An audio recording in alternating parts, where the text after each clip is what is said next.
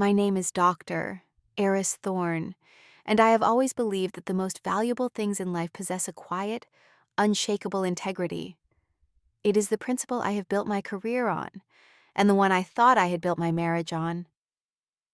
I was in my study, the quiet sanctuary of our home, adjusting the knot of Liam's tie. It was the evening of our 15th wedding anniversary party.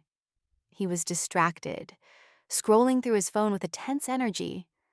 "Another fire to put out?" I asked gently. "Something like that," he murmured.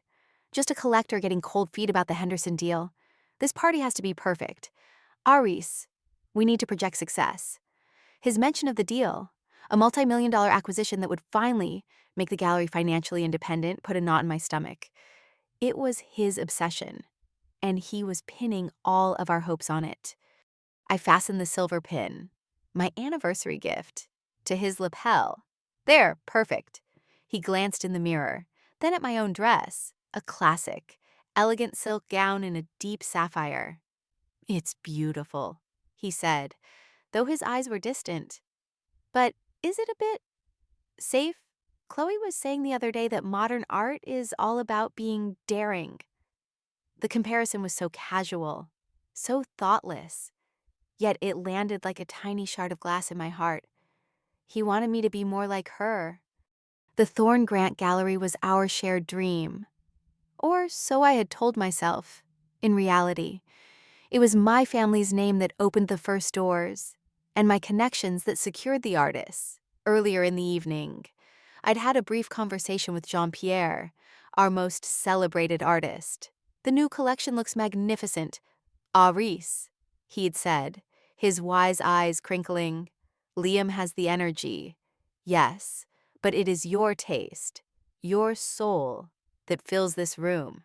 Never forget that a frame, no matter how gilded, is nothing without the masterpiece inside. You, my dear, are the masterpiece." I had simply smiled, but his words were a small, warm stone in the pocket of my evening gown. Later, I saw Chloe holding court by the champagne fountain. I felt a maternal pride seeing my former student looking so confident. I walked over. "Chloe, you've done a wonderful job tonight," I said warmly. She turned, a bright, brittle smile on her face. "Thank you, Aris. Liam has been giving me so much freedom to innovate. He says the gallery needs a more aggressive vision for the future. Less academic. You know," I chose to ignore the subtle condescension. "Well, your enthusiasm is certainly an asset," I replied. Just before the dancing began, Liam took to the small stage, tapping a glass for attention. He gave a flawless toast, thanking our patrons. Then he raised his glass higher. "And I want to propose a toast to the future, to new beginnings, to bold new visions, and to the courage to embrace change." The words were corporate and generic, but to me, they were a clear message. He was toasting the erasure of our past, of me. I moved away, when Chloe suddenly appeared at my side. "Oh, Aris, your dress is so lovely," she gushed, gesturing with her glass of red wine, in a moment of what seemed like pure clumsiness. Her hand tipped, and a few dark red drops spattered onto the floor, perilously close to the hem of my gown. "Oh my goodness, I am so sorry," she exclaimed, while I was distracted, assuring her it was fine. The band began to play our song. I looked up, and Liam was already leading Chloe to the center of the floor. The timing was too perfect to be an accident. They began to dance, and the pretense of the evening shattered. His hand rested possessively on the small of her back. The way she looked up at him, her eyes full of triumphant adoration, sent a chill through my body. I saw Beatrice Shaw, a woman of impeccable manners, actually lower her champagne glass and stare. Her husband discreetly touched her arm, as if to say, "Don't look." The music, once a pleasant backdrop, now felt jarringly loud, a soundtrack to my public humiliation. My hands felt cold. I remember focusing on the texture of my clutch, anything to ground me as the floor seemed to tilt beneath my feet. Then came the final, unforgivable detail. As she laughed, she reached up and her fingers brushed against the small silver pin on his lapel. My gift. Her touch was intimate, a gesture of ownership in that single silent moment. I knew with absolute certainty that this was not a new betrayal, but merely the first time it had been made public. My world did not explode in a fire of rage. It simply froze, becoming a cold, clear, crystalline structure of truth. I did not confront them. I placed my untouched champagne flute on a passing tray, gave a small, polite nod to a colleague, and walked away. The drive home was not a blur. It was painfully clear. Every red light seemed to last an eternity, giving me more time to see the scene replaying in my mind's eye. The city I loved felt alien, like a set for a play in which I no longer had a part. I was a historian, trained to see patterns, and the pattern of Liam's deceptions was now laid bare before me with sickening clarity. I walked into our silent home. I went directly to my study. I sat down at my heavy oak desk and opened the bottom drawer. Tucked beneath old lecture notes was a cocktail napkin from a hotel bar, 15 years old and carefully preserved. I remembered that night. We were young, just married, and I had just received a small inheritance. We sat in that dive bar, the air smelling of stale beer and possibility, sketching out our future. A place for real art, he had written. Not a shop, a temple. With your brains and my charm, I had added below it, and he had looked at me with such genuine adoration it had taken my breath away. A single, hot tear finally escaped and fell onto the back of my hand. A tear for the two young people on that napkin, for the pure, untainted dream they had shared. I took a deep, shuddering breath, folded the napkin, and placed it back in the drawer. The grief was real, but it was for a ghost. The man at the party tonight was a stranger. I owed that young woman on the napkin the courage to act. I opened my laptop. I composed a single, precise message. The recipient list was short, curated with the same care I would use for a museum exhibit. It contained only 10 names Jean-Pierre, the 4 wealthiest collectors, including the man involved in the Henderson deal, the director of the city's main art museum, 2 influential critics, and the 2 other major artists whose presence gave the gallery its credibility. Dear friends and colleagues, it began. For personal reasons, I am writing to inform you that effective immediately, I will be stepping back from all advisory roles and will no longer be professionally associated with the transactions or acquisitions of the Thorn Grant Gallery. Sincerely, Dr. Eris Thorn. I read it over once. Then, I added the postscript that would turn this quiet announcement into a weapon. P.S. I will also be arranging for the retrieval of all works on loan from the Thorn family's private collection within the next week. I clicked send. I stood up and walked into the main hallway. There, illuminated by a single lamp, hung our wedding portrait. Without hesitation, I lifted the heavy frame off the wall, carried it into the study, and leaned it against the far wall, facing away from me. It was the first act of dismantling. The house was no longer a home. It was a property to be divided. The next morning, the first thing I did was call a 24-hour locksmith. As the quiet man was changing the locks, my doorbell rang. It was Jean-Pierre and his wife, Mathilde, holding a basket covered with a linen cloth. "We will not intrude," Mathilde said, her kind eyes full of understanding. But no one should face a new day on an empty stomach. Inside the basket were fresh croissants, cheese, and a thermos of hot coffee. Jean-Pierre simply placed a hand on my shoulder. Integrity is a lonely road sometimes, Aris, but you do not walk it alone. Their quiet, solid support was a fortress around my fractured heart. After they left, my phone began its assault. I ignored Liam's calls but answered one from an unknown number. It was his mother. "Eris, what is this I'm hearing?" she began, her voice tight with disapproval. "Liam is beside himself. You've always been a bit cold. Eris, a man needs warmth." I listened silently. "Thank you for your perspective, Eleanor," I said calmly, and hung up. I answered another call from Beatrice Shaw. "Eris, darling." Her voice dripped with false sympathy. "I heard there was some drama. That's very kind of you. Beatrice, I replied, my tone perfectly placid. Everything is perfectly fine. Liam's final voicemail was barely coherent. Iris, you can't do this. You think you can just burn down everything I've built, asterisk? I asterisk built this with my sweat, my charm. You are just the name on the door. A lucky accident. You owe me, you will fix this. Or I swear. He had forgotten that I was not just the name on the door. I was the architect of the entire building. The following 6 months were a quiet reconstruction. My lawyer, Miss Albright, handled the divorce in one of our meetings. She slid a folder across her polished desk. I thought you should see this. Dr. Thorne, our forensic accountant, found some irregularities in the gallery's finances.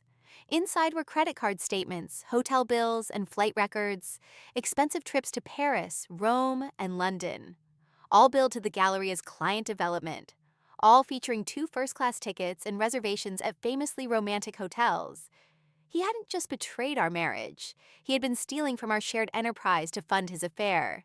This moves beyond infidelity into the realm of financial malfeasance, Miss Albright said coolly. His position in any negotiation has just evaporated. Liam walked away with almost nothing. The Henderson deal had, of course, collapsed the morning after my email. A week after the party, I received an offer from Beatrice Shaw's husband to partner with him. You're a free agent now. Maurice, with your name and my resources, we could be unstoppable. I politely declined. I was done being the silent half of a partnership. His gallery then made an aggressive offer to Jean-Pierre, which the artist publicly rejected in an open letter to an art journal, citing his unwavering belief in Dr. Thorne's ethical and intellectual vision. It was a public humiliation for my rivals, and a quiet coronation for me. The physical dismantling of the gallery was the hardest part. Miss Albright handled the legalities, but I oversaw the art movers myself. I stood in the cavernous, empty space as my family's collection and Jean-Pierre's work were carefully crated. Liam was there, forced to sign off on the paperwork. He didn't look at me, his face a mask of sullen resentment, seeing the masterpieces being taken away, leaving behind only the lesser works he had acquired, was the physical manifestation of his new reality. The soul of the gallery was leaving, and he was left with only the shell. I accepted the position as head curator at the City Museum. There was some initial resistance from a board member, a Mr. Sterling, a friend of Liam's. This proposal is quite ambitious, Dr. Thorne, he'd said skeptically. I calmly walked him and the board through my meticulously researched 50-page plan. The logistics are not a concern. Mr. Sterling, I concluded. The only question is whether this museum is ambitious enough to host an exhibition of this caliber. He was silent for a long moment, then simply said, Well, I stand corrected. Carry on. The work was all-consuming, a welcome refuge. Yet, there were moments of doubt. One night, alone in my new, smaller apartment, surrounded by packing boxes, a wave of profound loneliness washed over me. For a fleeting second, I wondered if I'd been too rash.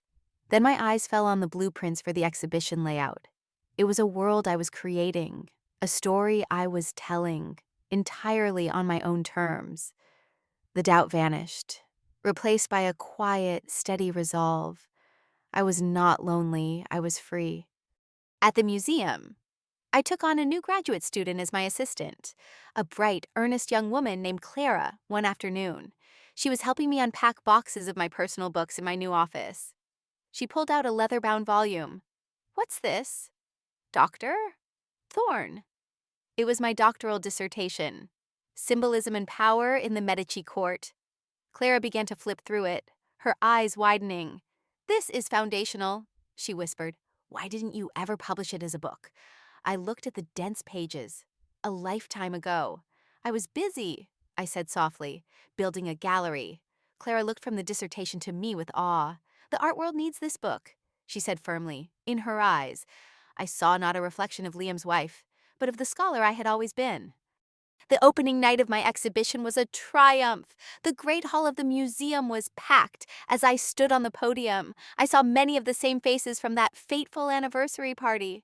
This time, their eyes held not pity, but profound respect. As I concluded my speech, I paused, looking out at the crowd. Art teaches us many things, I said, my voice carrying across the silent hall. It teaches us that true value lies not in a glittering surface, but in the integrity of the underlying structure. It teaches us that truth, like a masterpiece, will always endure, and it reminds us that once that fundamental structure is broken, everything built upon it is destined to fall. Months later, as I was leaving my university office, I found Liam waiting for me. He looked gaunt. "Aris," he began, "I made a mistake. I miss what we had." His apology was a rambling monologue about his stress, his loneliness. It was all about him. "Liam," I said, my voice quiet but firm, "you are trespassing. If you are not gone in 30 seconds, I will call campus security." The shock on his face was absolute. He had expected tears or anger. He was not prepared for my indifference. He turned and walked away. 2 years later, I was attending Art Basel in Switzerland. As I was discussing a piece with the museum director, I saw a familiar face. It was Chloe. She was working at a small, unremarkable booth, her expression tired, the arrogant confidence gone. Our eyes met. I saw a flash of shame and recognition. She took a half step forward as if to approach me, her mouth slightly open. I did not glare or smile. I simply gave her a slow, deliberate nod of acknowledgement, the kind one gives a stranger, and then turned my full attention back to the museum director, dismissing her from my world as easily as changing a channel. A few months after that, back in my office, my assistant brought in a portfolio from a new broker. I flipped through it. The work was unremarkable. I turned to the final page to see the broker's information. The name on the card was Liam Grant. I felt a flicker of archaeological interest, the way one might look at a shard of pottery from a long-dead civilization. It was part of a history that was once mine, but now it was just an artifact, holding no power, no pain, only the dust of what used to be. I took out my pen, made a small, neat check mark in the pass box on the review form, and handed the portfolio back to my assistant. The final word on the matter came not from me, but from a feature article in a prestigious art journal about my exhibition. The author lauded the show's intellectual rigor, calling it a triumphant return to form for one of the art world's most vital voices. The final paragraph was a masterpiece of journalistic shade. Dr. Thorne's renewed focus on her academic and curatorial work. It read, comes after a quiet departure from the commercial art world, a world that seems diminished by her absence, as evidenced by the unfortunate and rapid demise of the once promising Thorne Grant Gallery. I read the line, and for the first time in years, I allowed myself a small, satisfied smile. He wasn't just gone from my life, he was a footnote in my story,